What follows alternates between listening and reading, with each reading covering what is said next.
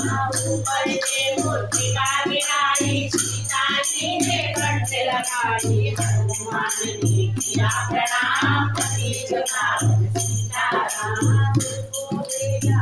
रघुराया सागर कूद यहाँ पे आया मैं हूँ रामदास रघुमान पति जगावन सीताराम भूख लगी मन खाना चाहूँ जो माता की आज्ञा पाऊँ सही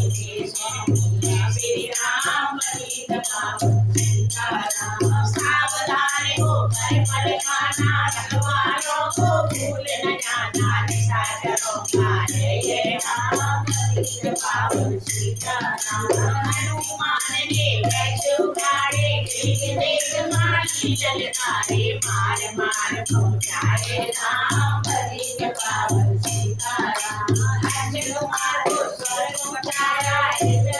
मासी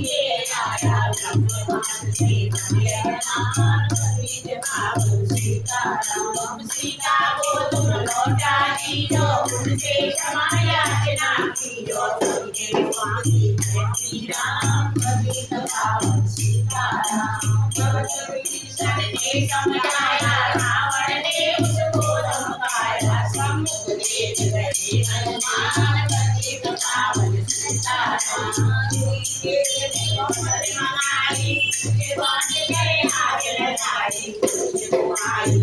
हनुमान पति जगावन सीताराम लंका में आग लगाई सागर में जादू हो जाए कमल में राधे राम पति जगावन सीताराम सागर कूद लौट कर आए समाचार रघुवर ने पाए